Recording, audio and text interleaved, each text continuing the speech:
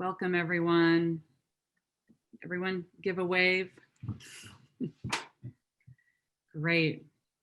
It's nice to be with you this morning, especially our West Coast friends, including Jack Kornfield, who are joining us at 8 o'clock in the morning, maybe still from bed. So we welcome you to the kickoff of the second Sunday Dharma series, which is brought to you by the Insight Meditation community of Washington, D.C.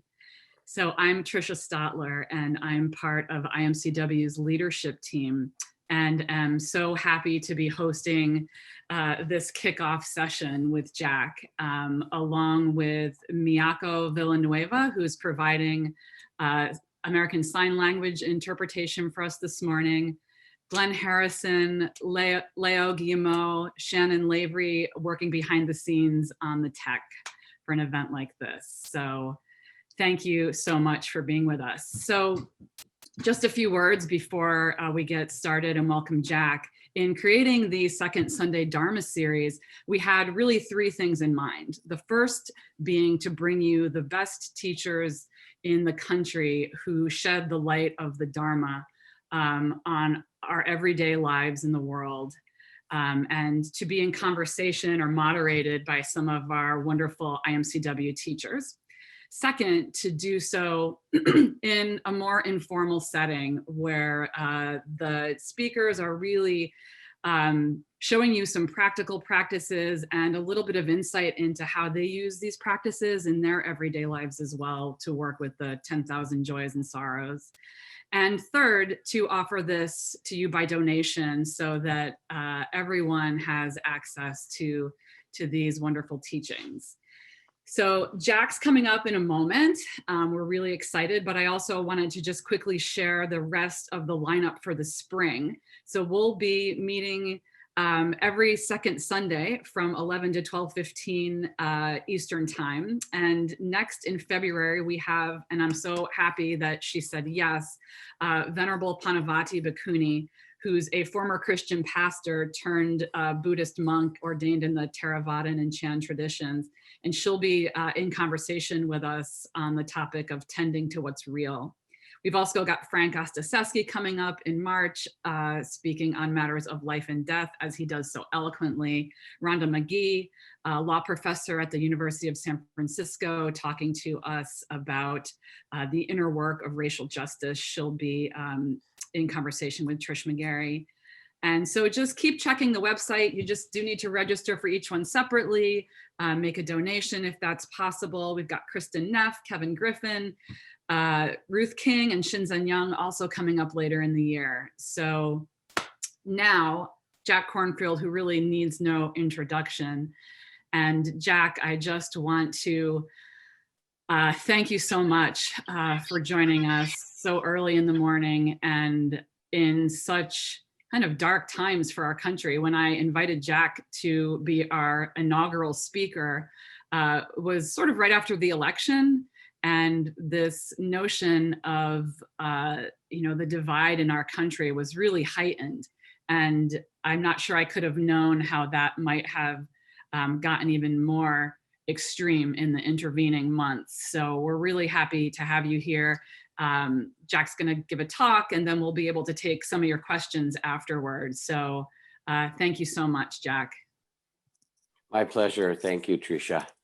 And I'd like to welcome everyone else who's on this program together, as well as offer a bow of respect and gratitude to IMCW, to the Insight Meditation community of Washington, and all that you have collectively built together for your teachers like Trish and La and others, for a very large and robust and, more than anything, caring community that's not just there in Washington, where of course we can see worldwide it's terribly needed, but in some way now has spread to become a global community. And the theme for this morning, or midday for you, is titled Healing the Partisan Divide. So by the end of this teaching, everything will be healed and you'll all be fine. So you can relax now and we'll get there. And maybe before we go any further, let yourself take a few deep breaths and settle yourself in the chair or the place that you're sitting or listening. Maybe you're still lying in bed if you're in another part of the country. And take a pause. And if you are sitting up, let yourself imagine that there are roots going down from your body into the earth like a great tree.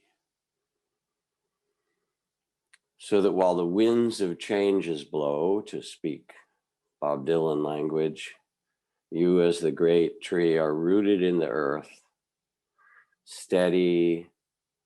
You come out of the earth, your body is made of earth. And feel that connection and steadiness.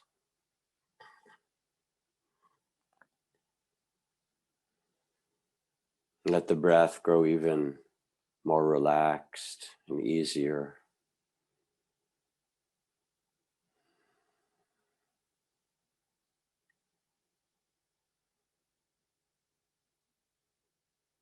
Coming into the reality of the present, just here and now.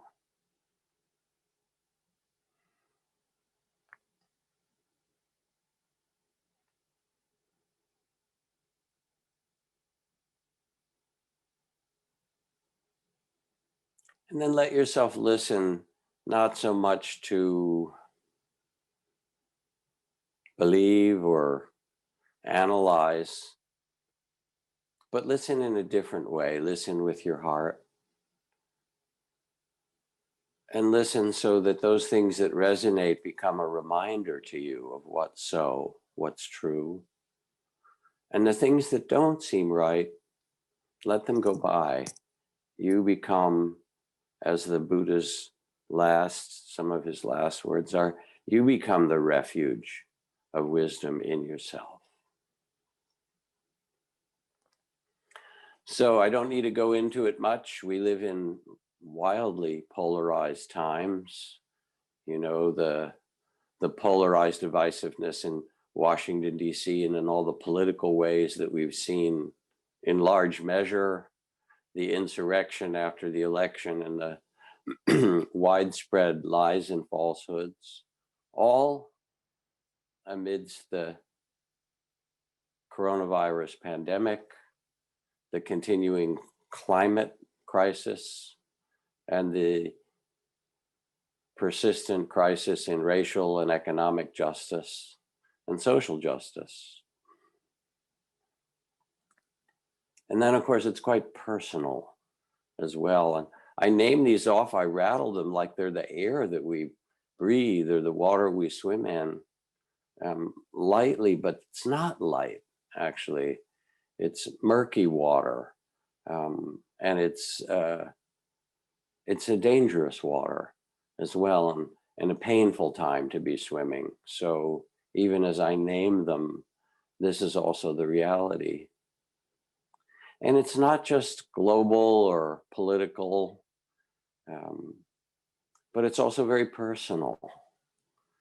And of the questions submitted in advance, there were 15 or 20 questions. 70% of them, a lot of them, were about family. My son or my daughter is in transition from one gender to another, or my family of origin are QAnon or Trump supporters, and my friends are in despair. The people close in, what do I do? There's so much anger and distrust and conflict. What does the teachings of the Dharma have to offer us in the murky waters and in the pain of the divisiveness? When I lived as a forest monk in the monastery of Ajahn Chah in a province that bordered Laos and Cambodia, we could see the bombers going overhead and the fighter jets bombing in Cambodia and Laos, and especially in South Vietnam, and that tragic set of wars.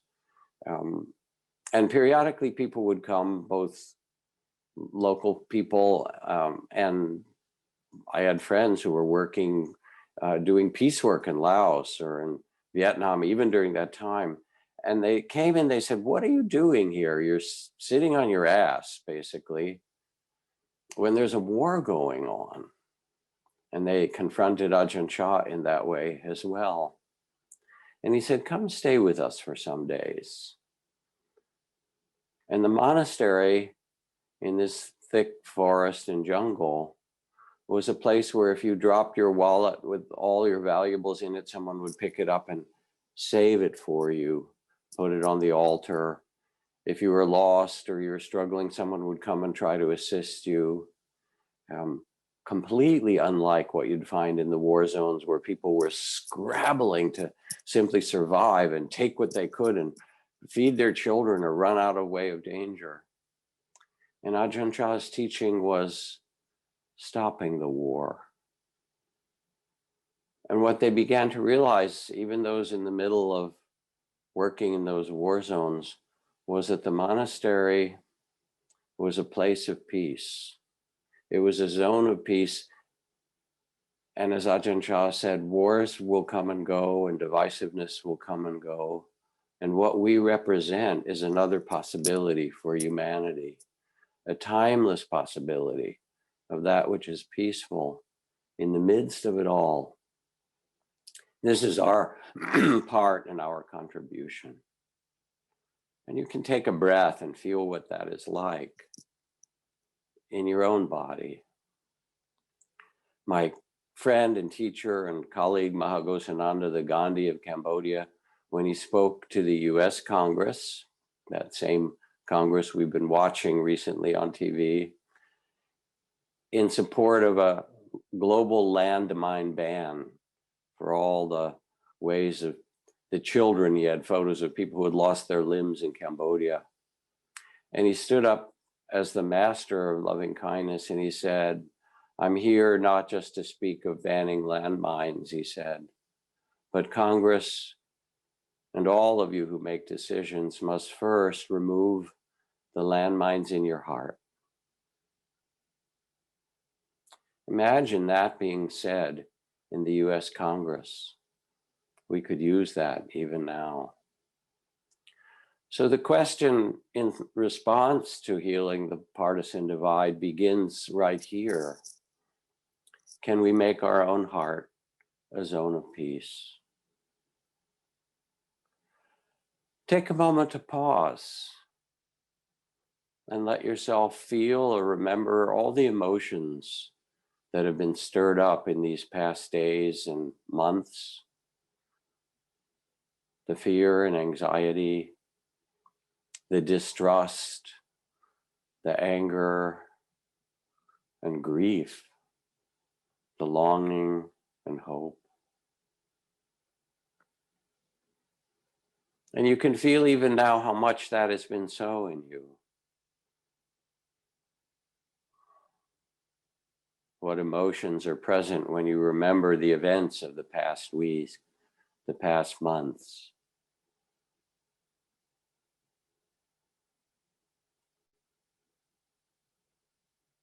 And even as you pay attention and feel how they've been in your body, your heart and mind,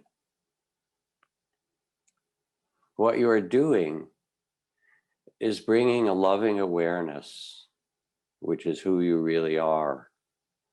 You are awareness itself, to the coming and going of pleasure and pain, of all the emotions of grief and longing and distrust and anger and fear and hope.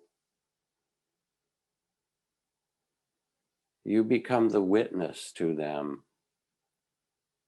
with loving awareness, with mindfulness. You connect yourself with the vast, timeless peace that surrounds all things, in which the planets move and the galaxies turn and the seasons come and go. And when you die, which you will, by the way, me too, just so I'm included in this, you'll see, you'll look back, and there'll be this measure of pleasure and pain and what's difficult and what's been easy in this incarnation from a place of vast perspective.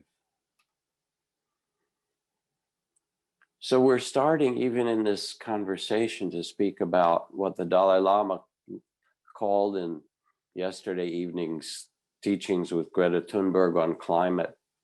He talked about global emotional hygiene, that we need to start with the inner climate as well as the outer. And there is a way to do this, which you can sense even as you witness the measure of fear or pain or hurt or anger or distrust in you with loving awareness. I remember when I was in a very painful divorce process and going in to meet with lawyers, and it was divisive and agonizing in many ways. And I was trying to figure out how to navigate this painful circumstance and conflict. And the way I did it was to visualize that on one side, in one hand, I was holding the hand of the Buddha. He came in with me, steady and calm. He'd been through all these things, peaceful.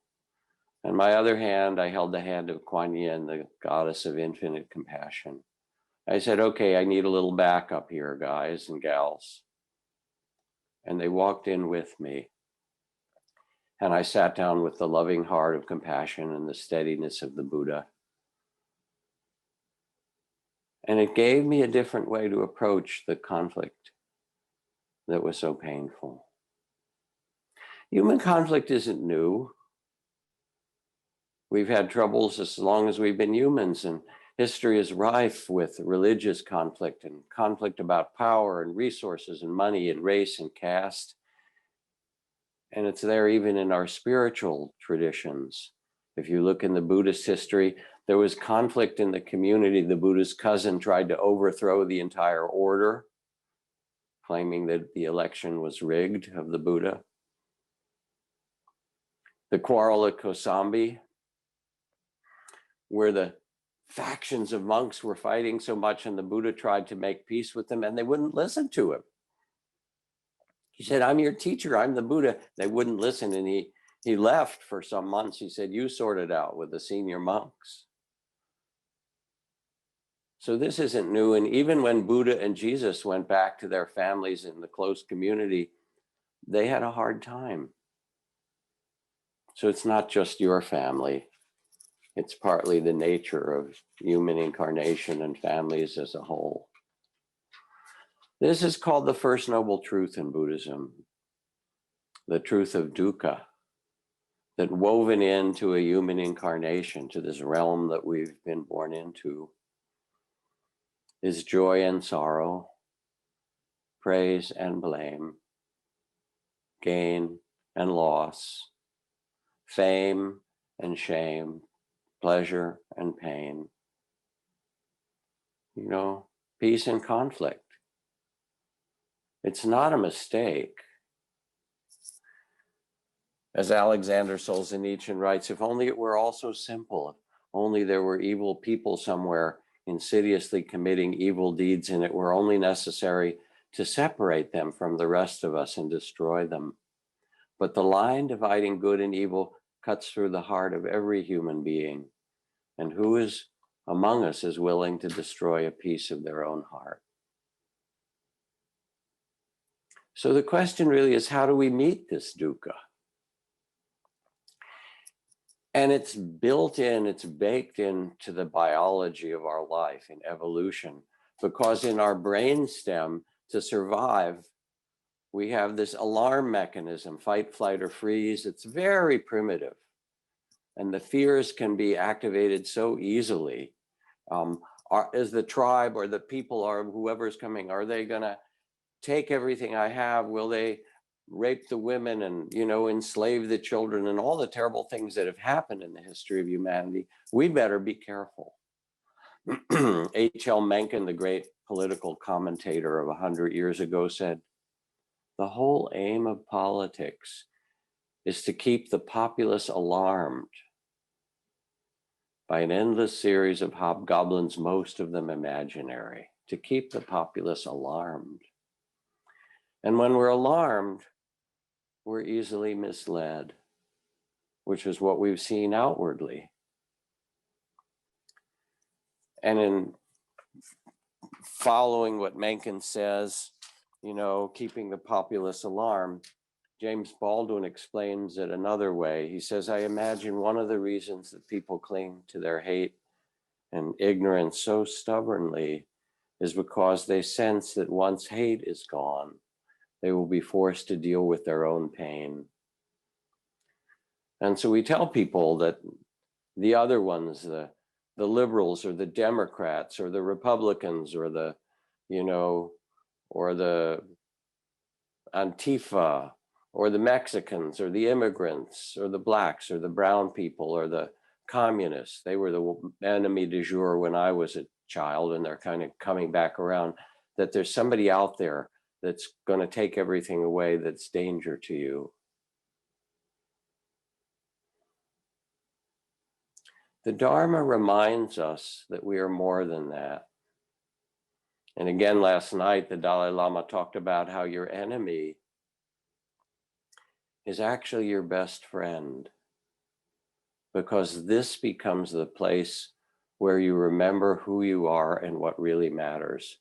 They are the ones, he said, that teach you true patience and compassion and steadiness, that remind you of who you are and what matters. And when you go to the great temple with the statue of Abraham Lincoln, and it says in it, and every time I go, I tear up and weep, "With malice toward none and charity toward all." After the worst war of the American history, with malice toward none and charity toward all. It speaks the Dharma, it speaks the truth, the way, human possibility, because we are not just a primitive brain. We are so much more than that. So how to do it? First, to pause. Again and again, this is one of Tara's great songs, The Sacred Pause, and breathe in the midst of it all. And say, yes, this is the way the world is. And in that pause, we become illuminated. Gandhi, in the middle of deconstructing the entire British Empire, took a day a week in silence to remember what mattered most, to act from the deepest and clearest place. And they'd come running and say, "Gandhiji, people are dying in the streets. There are hundreds of thousands marching. You must come." And he said, "I'm sorry, it's Thursday. This is my quiet day." We all need this again and again, our pauses, our quiet time, our deep listening. And in this stillness, to steady our hearts. The world is wild of praise and blame and gain and loss, and the echo chambers, of the outer technology make it worse. But technology isn't going to solve our problems. No amount of internet and biotechnology and nanotechnology and space technology and AI will stop continuing warfare and racism and conflict, because these are all born in the human heart.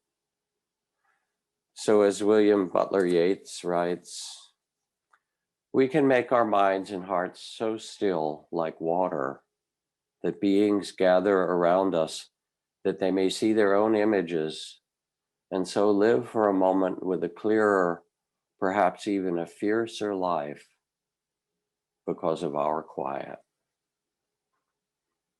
So you pause, you steady yourself, and you align yourself with a trust in the turning of the seasons. As Pablo Neruda says, you can pick all the flowers, but you can't stop the spring.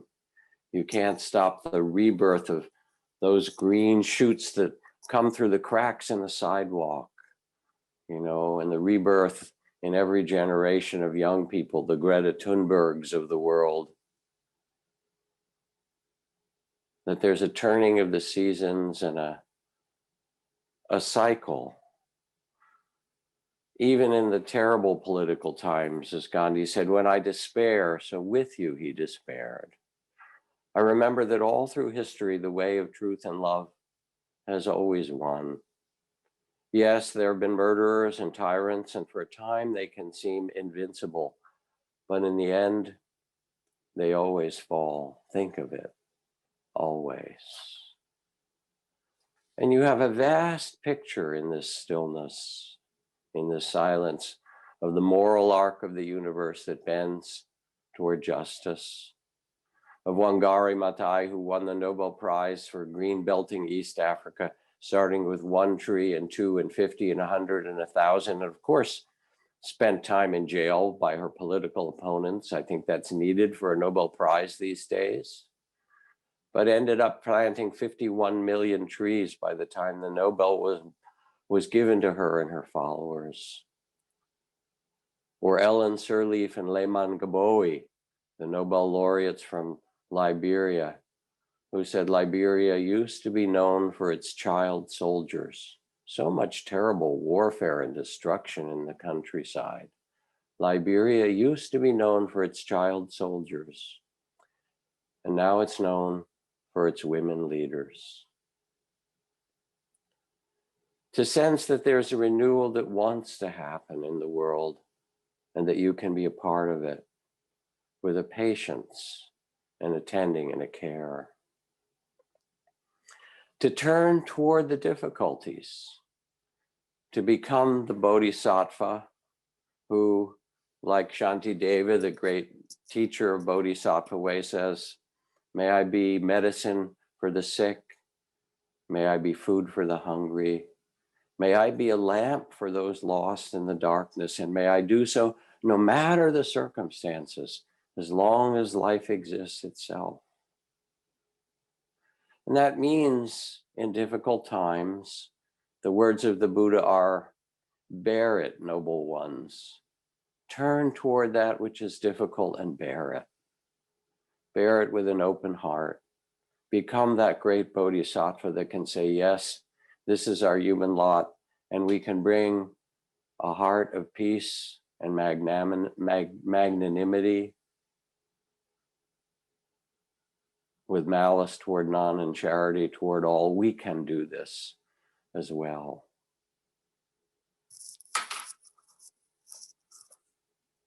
From the Majjhima Nikaya, from the sayings of the Buddha, others will be cruel. We shall not be cruel. Thus we will incline our hearts. Others will speak falsely. We will speak truth. Thus we will incline our hearts. Others will be envious. We will be appreciative. Thus we will incline our hearts. Others will be arrogant. We will be humble. Thus we will incline our hearts. Others will be harsh without compassion. We will establish kindness. Thus we will incline our hearts. Others will lack wisdom. We will cultivate wisdom. Thus we will incline our hearts. We willingly open our minds and our hearts to the circumstance and become this bodhisattva of compassion. And then touch and mend. At the end of the Civil War, 50 years of conflict in the country of Colombia. A few years ago, one of the things that brought the FARC and the government back to the table were the helicopters that the government used to fly over the deepest jungle where they knew the insurgents and FARC to be.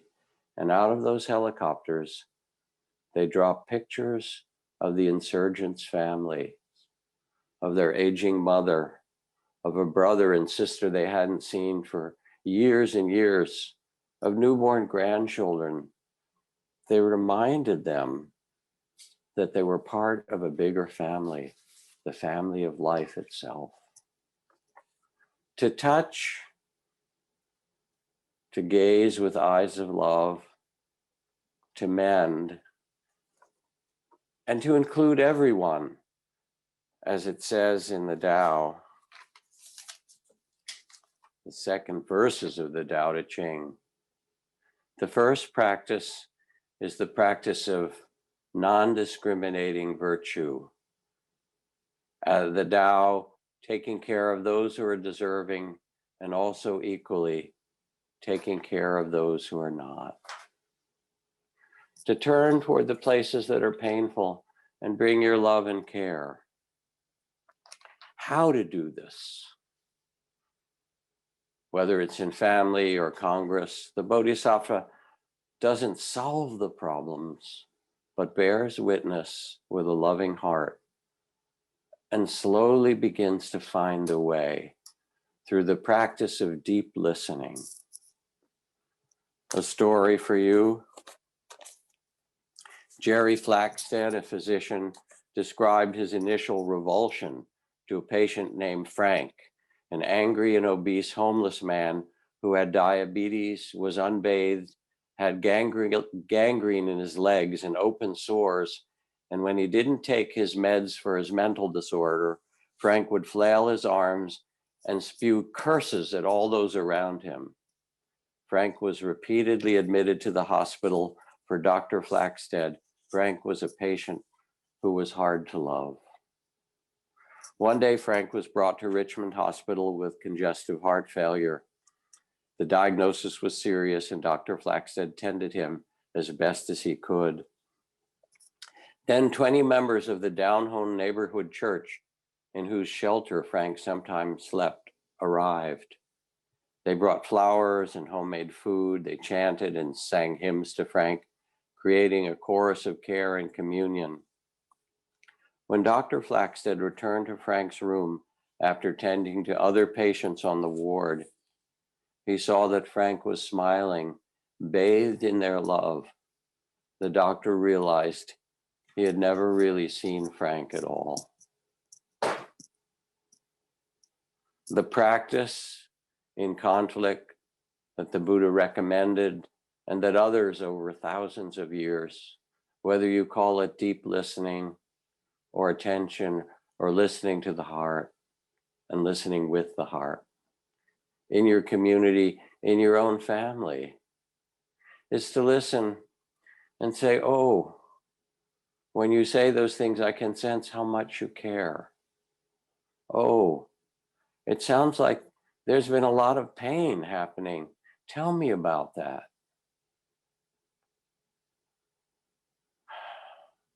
Not to call out, but to call in with curiosity. What is it that makes you so angry? What are you really afraid of that's happening? What do you think would be the best outcome for us all? What are your hopes? How do you think we could cover this divide? The Buddha called it covering mud with straw. To listen, not to change another. You may have noticed that the people in your family don't really want to be changed by you, but to bear witness with a loving heart, with inquiry and understanding. What crossroads are you at? How have you learned to solve conflict? How do you think we might do this? How do you manage to stay steady and caring in these difficult times?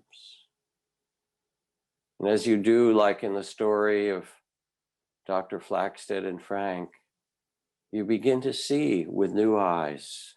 You see people in a different way. And these were the questions that were asked, sent to me, so many questions. 70% of them were about family.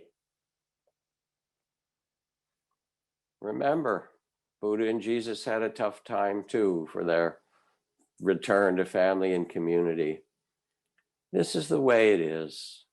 But you can become the bodhisattva of compassion. It doesn't mean nicey nice, and it doesn't mean not speaking what you care about. Someone wrote in the questions, I have two principles: do no harm and take no shit. And I'm not sure I would follow that second principle, but the first, to do no harm. And then the second might be to stay with what you know to be true, to become that light, the lamp in the darkness, the beacon, not by convincing, but you become Ajahn Chah's zone of peace in the midst of the war where everybody is frightened and stealing and killing and hurting, that there is a place that reminds people what's possible. When you ask, you don't say how they should be or what it is. You say, this is what matters to me. It matters that people are treated with dignity, whoever they are. It matters that we listen to each other. You can speak your truth. And the beautiful thing as a bodhisattva is that you can do it with a spirit of joy.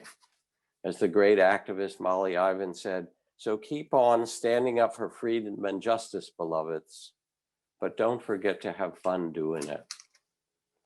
And I remember being with my daughter at a huge demonstration at the airport when all those people were stranded from the first anti-Muslim travel ban of Donald Trump. And in the middle of our demonstration was a New Orleans jazz band that began to play as we chanted together. And the chant was something like, refugees are welcome here. And as the band kicked in and people started to chant and dance, refugees are welcome here, it turned into this beautiful, the trumpet played a riff on top and the saxophone went along with the chanters, have no fear, refugees are welcome here. And pretty soon the cops and the security guards were dancing with us, and we were there. We weren't going away, but we did it with art and beauty and love. When you go into the refugee camps, you don't go in with your despair. They don't need that. You go in with your hope and possibility that every day 100 billion new red blood cells are born in your own body, that every day the body, every square inch of the body is populated by 50 million bacteria that are born and die in it, that 50,000 cells in your body will die and be replaced with new cells while you listen to this one sentence, that the world is rebuilding itself. And you align yourself with that possibility, with joy and love. You become the beacon of love and the laughter of the Dalai Lama. And I remember in Ram Dass's altar, this huge altar which had 100 different saints of the Kuan Yin and the Buddha and Krishna and Saraswati and Mother Mary and Guadalupe and Jesus and pages from the Quran of the mercy of Allah and Hasidic sayings and great saints of every tradition. And in the middle was a picture for a long time of Dick Cheney. And Ram Dass said, oh yeah, he belongs on my altar. Like the Dalai Lama said, this is the place where you really learn about love.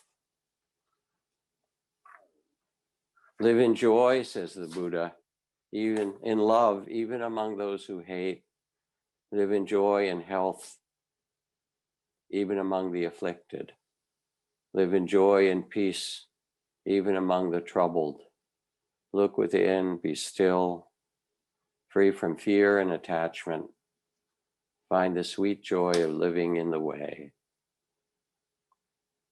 You don't solve these problems with your ideas, but by your being, with your heart, by standing in the middle and saying, yes, I can love and tend, I can listen deeply, I can stand up for what matters, by saying, this matters to me. Not by trying to change another, but by being the change itself. Let's do a practice together, and then we'll take a few questions. Let yourself settle wherever you are. Find a stable and comfortable way to sit.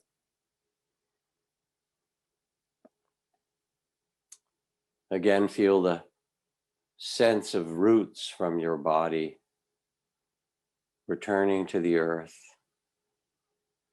like a great tree, withstanding the storms, standing in the rain and winds, but also standing in the sunlight, turning sunlight into sugar, the miracle of light into sugar, opening your branches to the rainbows and the sky and the passing birds of every kind.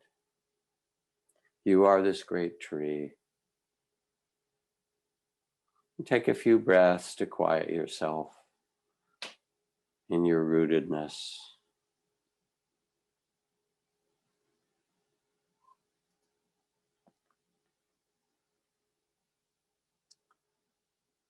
And now for this practice, when you sit as the loving witness to life, which you are loving awareness, timeless consciousness born into this incarnation.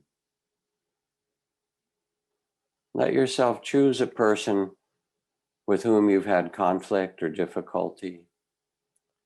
It might be in your family or community or beyond.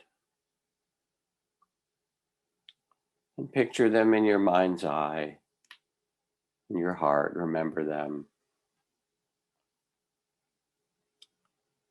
And as you picture this human being, let yourself reflect, almost as if you could study them, understand them more deeply. This person was once a small child, little, vulnerable, just like me. This person is incarnated in a body, going through life, just like me.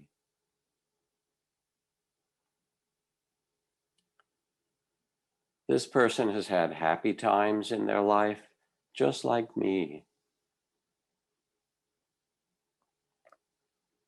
This person is creative, just like me.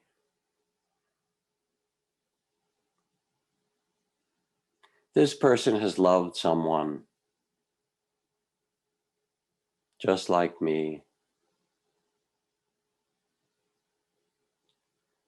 This person's heart has been broken, just like me. This person has their measure of sorrows and sadness, just like me.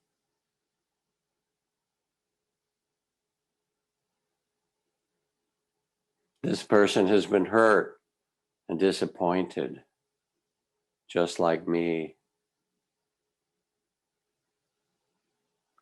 This person has helped others, just like me.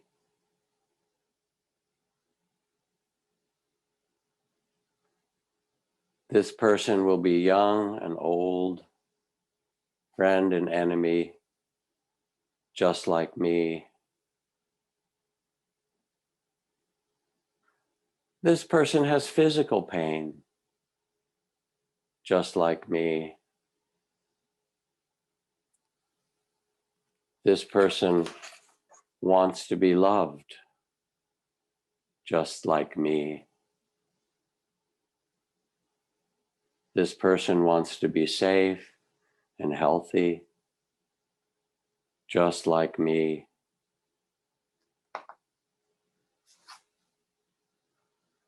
You're seeing with the eyes of the Bodhisattva.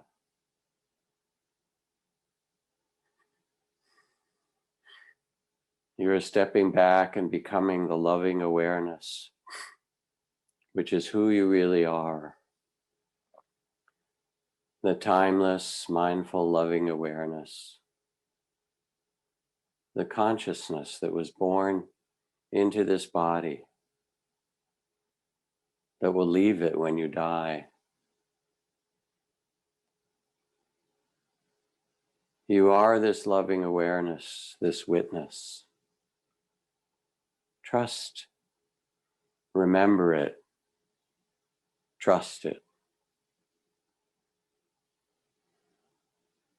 This is your home.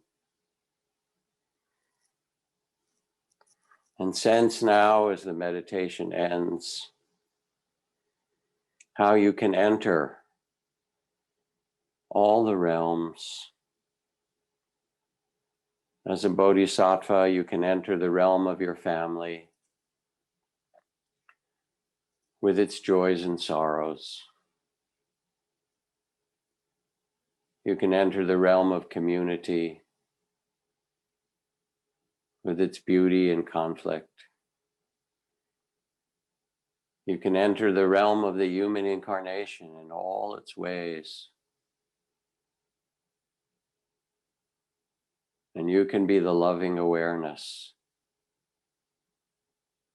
by your very being, by that which you stand for.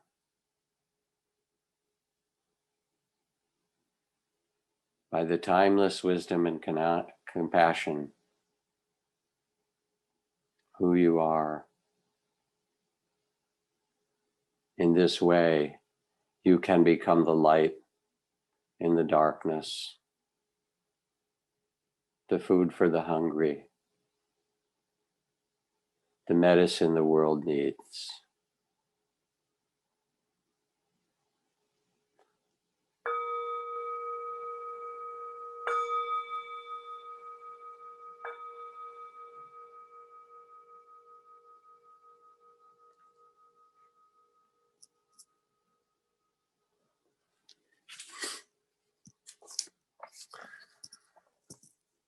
And of course, in these many questions that were sent, there's the question, where do I start? There's so much. There's political and there's medical problems and there's problems of racial justice and inequality, and there's problems in our schools, and where do I begin? And the answer is, you begin where you are. You reach your hand out and mend that which you can touch. You quiet yourself and you ask, given this life, the gifts or the privilege or the suffering I've borne witness to, where can I make a difference? How can I reach my hand out and mend and tend and listen deeply and join with others? For you're not separate from the others. And when you do this, you realize that it's not your hand mending, but our hands and our hearts together. So let me take some of the questions that have come. So there are all of these family questions. What do I do in my family who won't accept my child who is transitioning in gender? First, this question, like so many, carries a kind of deep pain because of the torn loyalty. We are loyal to our family, but more than that, we're loyal to our children, and we're loyal to what we believe is right. So again, there's no easy answer. You're the Buddha and Jesus returning to a family that actually, in the Buddha's case, rejected him. Or a community that rejects you. So maybe you don't return with your child because your first response, an important one, is to protect them. And they need to know that you are with them in the deepest way, that that's your first act of love as the bodhisattva. And then you think together with them and say, these people don't accept you. I love them, they're my family, they're your family, but for now it's not safe. Maybe I will go into this territory. And when asked about you, I'll say, I love this person and I love the dignity of everyone and I stand with them. And not say anything more about their, views, except maybe to listen deeply. What are you afraid of? What makes you so upset? To listen to what they care about, but not to do it in such a way that you think you'll solve it.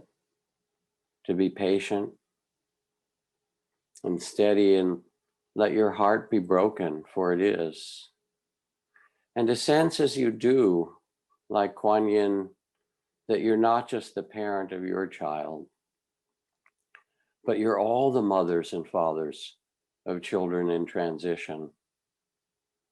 You're all the mothers and fathers whose children were born black or brown or yellow or Native American, and who know that when they step out into the streets of this world that's so built on prejudice, racism, caste, white supremacy, that they'll be in danger, that their children will be the recipients of judgment or hatred or fear. That it's not just you, it's us protecting our children. So do that in your family. Don't make it worse. Be the person of peace. Protect your child. And then join hands with all the mothers and fathers and stand up for children everywhere who are being attacked, judged, disparaged, for whatever ways, sexist, racist, judged. Do the work together that slowly and inexorably begins to educate. Add your piece, mend what you can, and know that this is a very, very long process, and that you are on the side of what needs to be done.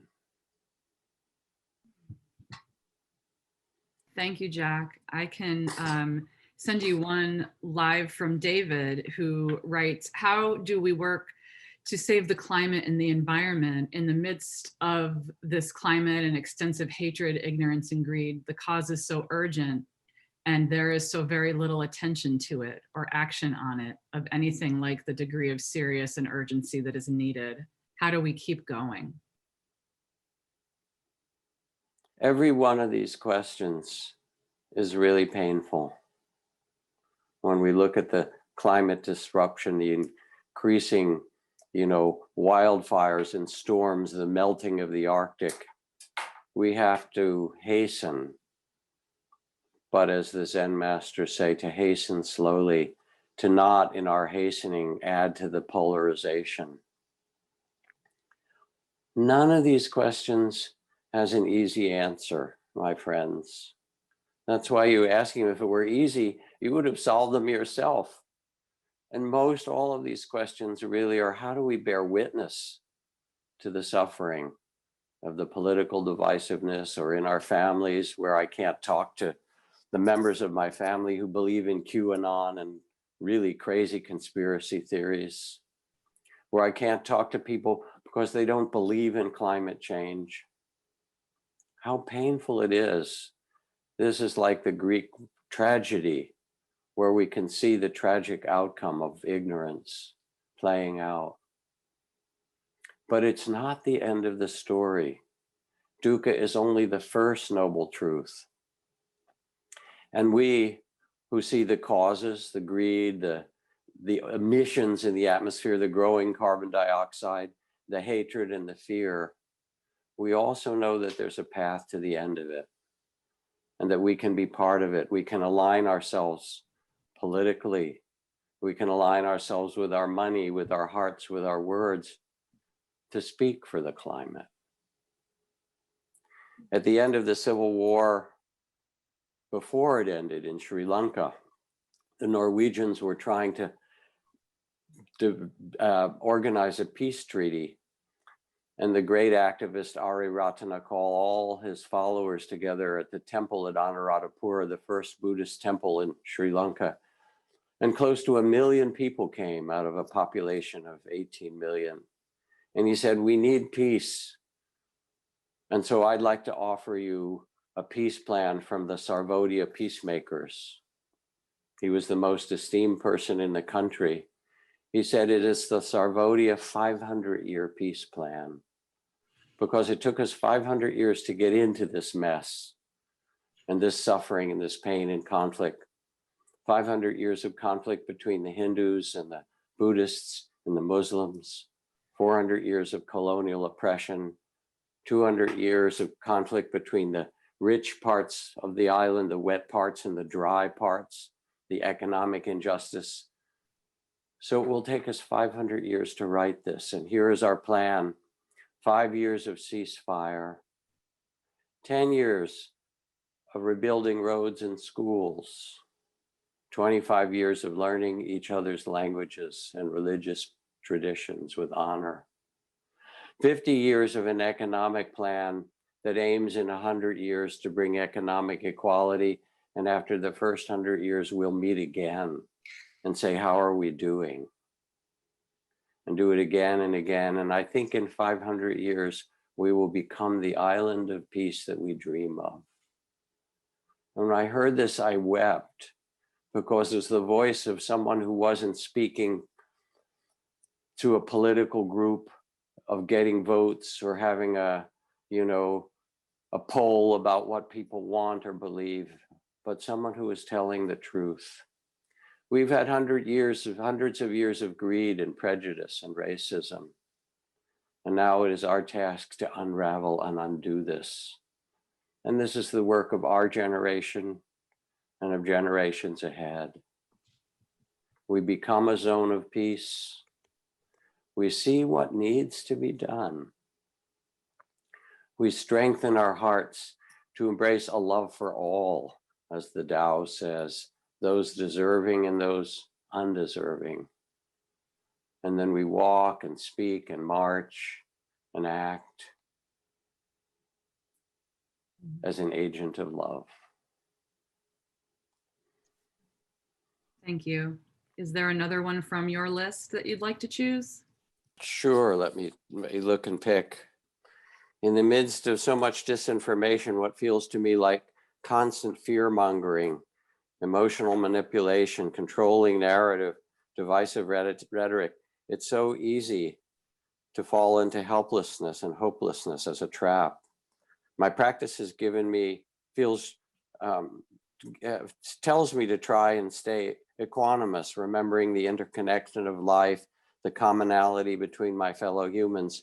However, it's becoming increasingly difficult to stay in that place of peace, as so many are angered and fearful, and we've endured so much violence throughout these moments. Seems like people feel if you're not with them, you're against them. Trying to educate myself on every point of view, how can we even have this conversation?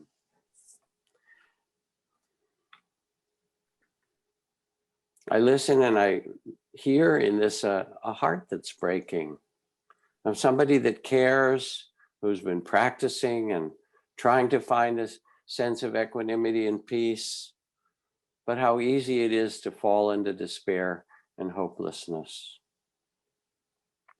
Who we are is greater than this. And I don't want to do this as a kind of a pitch to you. For the first step is to ground yourself as the great tree. Notice that storms come and that many trees may fall in those storms, or that some of the forests have been cut, but you are still standing. To stand on what matters to you, and rather than be hopeless, to blossom, let the seeds come out of your being and be carried by the winds and the animals that eat them, and become the bearer of something different. For in every generation, it's possible to be hopeless and despairing, to see the dukkha, the suffering, and its causes of greed and fear, and those who spread it, and hatred. And as in that passage from the teachings of the Buddha, others will spread hatred and fear. I will be peaceful. I will incline my heart to love. This is the very place to practice. When you feel despair and helpless, root yourself and take some breaths and open your heart and mind and join with all those who feel despair and all those who feel hopeless and helpless, for it's not just you, it's us. And then, in accepting the truth of these feelings, recognize that these feelings are not who you are, that you are the loving witness. These feelings are not all of you. You are the one who is acknowledging them. You are the loving awareness itself that says yes. Hopelessness, despair, helpless. I know you.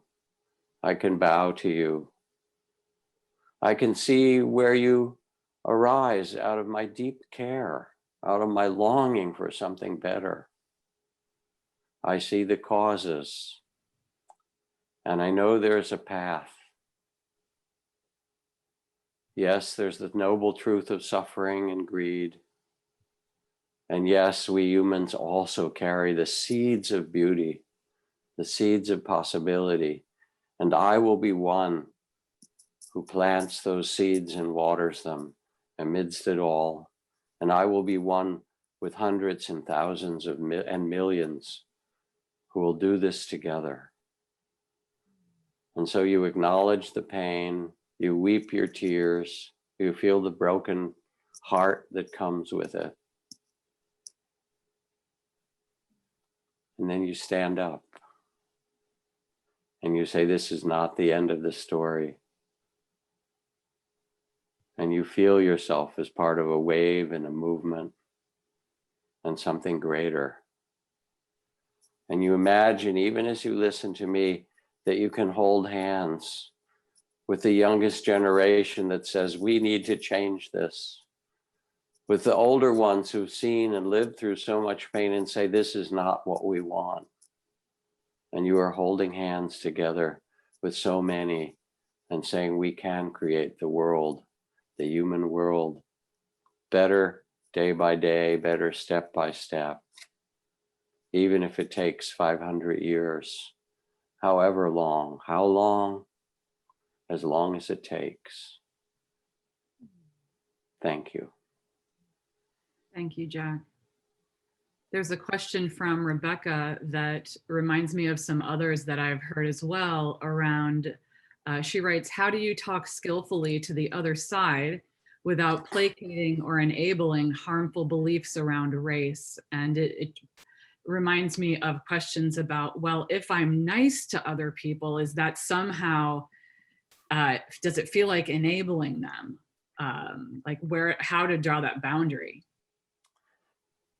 Our culture sees love as a weakness and kindness as a, something to be wary of because you can be rolled over. There are only two really great forces in this world. The force of those who hate, who pick up guns and who beat one another and who control one another, and they have a lot of power. And we can see it visibly. There's only one force greater than that. It's the force of love. It's the force that allows mothers to lift cars off their children. It's the force that allowed Ari Ratana to stand up as he did in the midst of that civil war, and so many other stories that we can tell. Love is not a weakness. And when you feel into this question, you're really asked to feel into that courage of the heart. The word courage, you know, the roots in Latin, or cœur in French, is the word heart. To feel that you are courage and that who you are is love. And then when you stand up, as I said, it doesn't mean that you ignore or allow that destruction, or even those words when racist things are said, or destructive things, or ignorant things. But you don't have to say, you're wrong. You don't have to get into a conflict. You can say things like, I really care about this too, as you do. And in myself, my caring tells me that everyone deserves dignity, every human being. Or I really care about this too. And I've tried to educate myself as best as I can. And everything that I've read tells me, everything I've listened to, all those, that we are in trouble with the climate. And because I care so much, this is something I want to do something about. It matters to me. And so you become that voice, but you speak from your own experience. And more than that, you speak from your heart. I do this for me because it matters. And for me, it's my expression of love for the world. People will disagree. People may not like you. There will be praise and blame. So it's not to be silent, and it's not to be weak. It's to look for the deepest medicine, the greatest strength, the power of love. To turn what Martin Luther King said, the despair that we feel into the buoyancy of the buoyancy of hope, using only the weapons of love. And he used that word, it's such an interesting phrase, the weapons of love, the power of love, to stand up and say, yes, we know this to be true more than anything in the deepest place in our being. Thank you so much.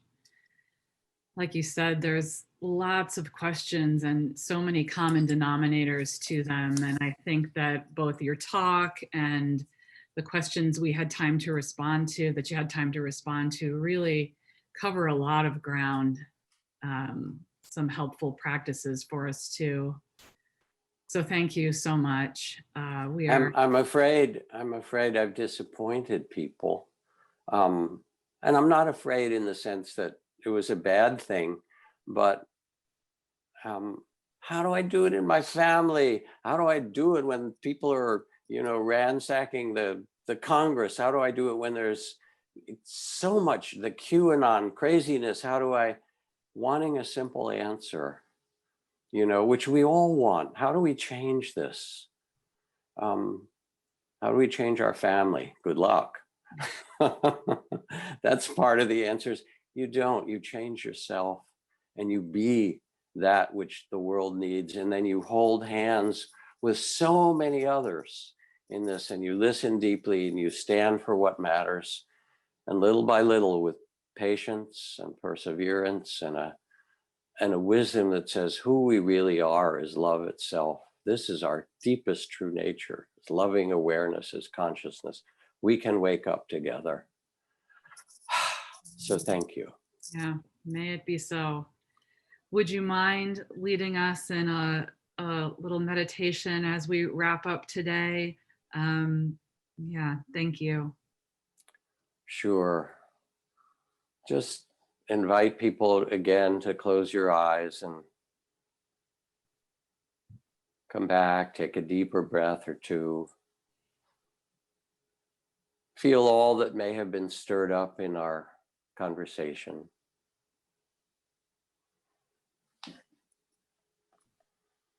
And underneath it, underneath all the questions, you're longing for harmony and resolution, for well-being and peace in your families and communities, among all peoples and nations.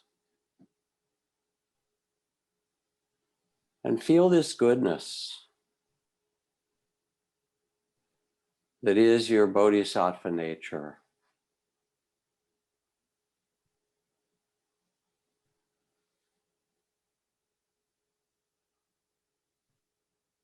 You have this in you, and you were born in a difficult time, a time that calls to your heart for courage and love, for steadiness and care, for wisdom.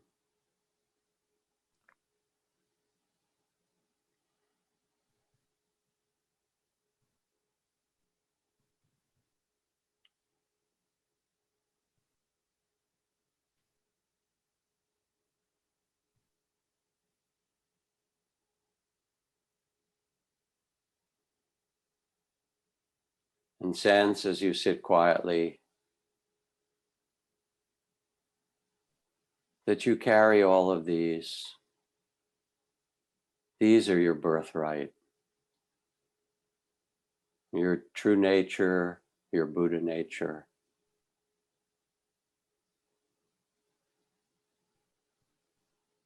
No one can take them from you.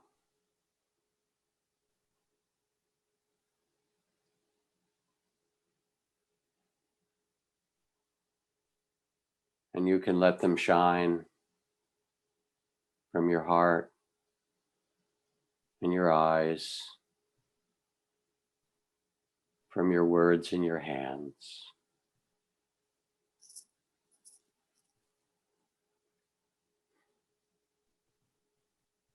May it be so.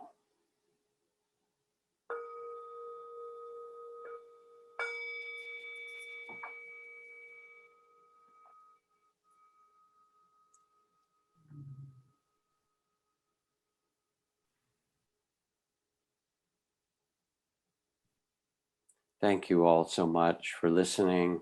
Thank you to the IMCW community and all of those who participate. I feel very much together with you.